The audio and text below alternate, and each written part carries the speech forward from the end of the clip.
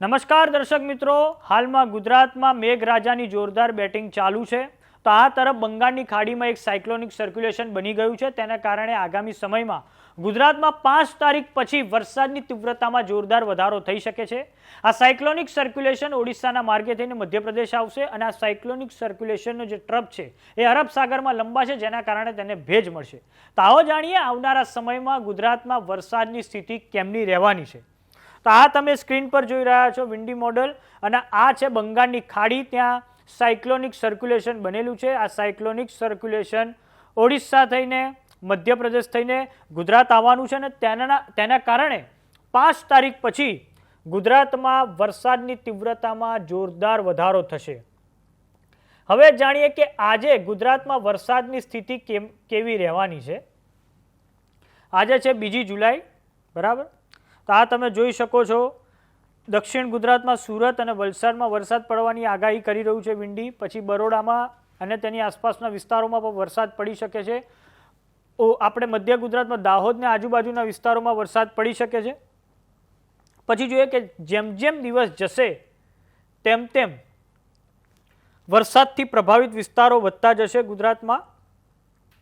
અને આ પછી જે સૌરાષ્ટ્રના જે કાંઠાના વિસ્તારો છે, જેમ કે દ્વારકા છે, આ બાજુ પોરબંદર છે, જુનાગઢ છે, ગીર સોમનાથ છે, ઉના છે, અમરેલી છે, ભાવનગર, ત્યાં પણ વરસાદ પડી શકે છે.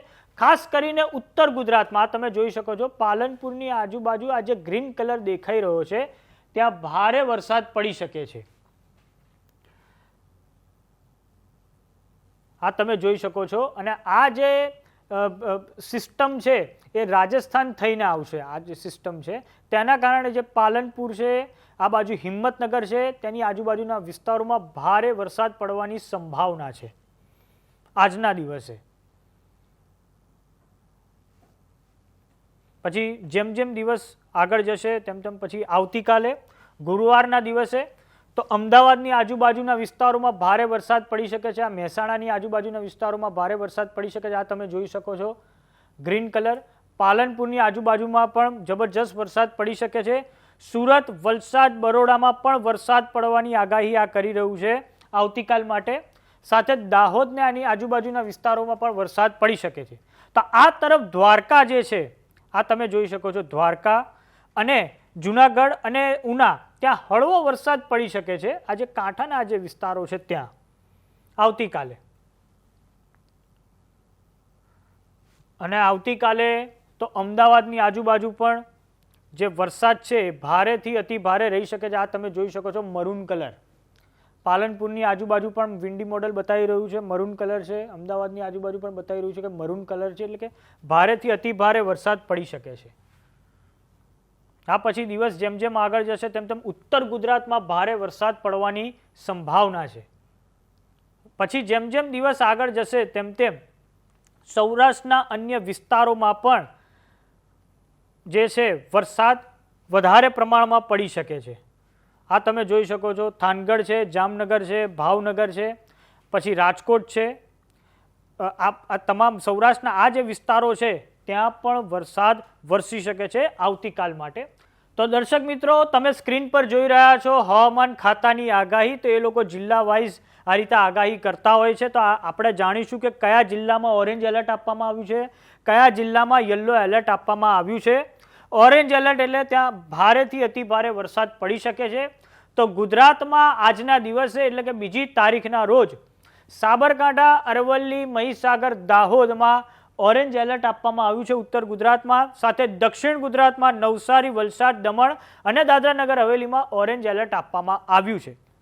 વાત કરીએ યલો એલર્ટની, તો બનાસકાંઠા, મહેસાણા, પંચમહાલ, બરોડા, છોટાઉદેપુર, ભરૂચ, નર્મદા, સુરત, તાપી, ડાંગમાં યલો એલર્ટ આપવામાં આવ્યું છે. જ્યારે અમરેલી અને ભાવનગરમાં પણ સૌરાષ્ટ્રમાં આ જે 2 જિલ્લાઓ છે ત્યાં યલો એલર્ટ આપવામાં આવ્યું છે આજના દિવસે. હવે વાત કરીએ 3 તારીખની, એટલે આવતીકાલે. તો આવતીકાલે કયા જિલ્લામાં ઓરેન્જ એલર્ટ આપવામાં આવ્યું છે અને યલો એલર્ટ આપવામાં આવ્યું છે. તો આવતીકાલે એટલે કે 3 તારીખ માટે ઉત્તર ગુજરાતના માત્ર 2 જિલ્લાઓ બનાસકાંઠા અને સાબરકાંઠા માટે ઓરેન્જ એલર્ટ આપવામાં આવ્યું છે. તે સિવાય ઉત્તર ગુજરાતના અન્ય જે જિલ્લાઓ છે, જેમ કે પાટણ, મહેસાણા, ગાંધીનગર, અરવલ્લી, મહીસાગર, પછી મધ્ય ગુજરાતના જિલ્લાઓ ખેડા, પંચમહાલ, દાહોદ, ત્યાં યલો એલર્ટ આપવામાં આવ્યું છે અને આપણે વિન્ડી મોડલ જોયું કે વિન્ડી મોડલમાં પણ એ આગાહી કરવામાં આવી હતી. ઉત્તર ગુજરાત અને મધ્ય ગુજરાતના જે વિસ્તારો છે ત્યાં મરૂન કલરથી ત્યાં દર્શાવવામાં આવ્યું હતું. એનો મતલબ કે ત્યાં ભારેથી અતિ ભારે વરસાદની સંભાવના છે. કચ્છમાં યલો એલર્ટ આવતીકાલ માટે આપવામાં આવ્યું છે. સાથે જ ગીર સોમનાથ, દીવ, અમરેલી, ભાવનગર, સૌરાષ્ટ્રના 3 જિલ્લાઓ માટે યલો એલર્ટ હવામાન ખાતાએ આવતીકાલ માટે ઇસ્યુ કર્યું છે. આ પછી સુરત, તાપી, ડાંગ, નવસારી, વલસાડ, દમણ, દાદરા નગર હવેલી માટે પણ હવામાન ખાતાએ આવતીકાલ માટે યલો એલર્ટ ઇસ્યુ કર્યું છે.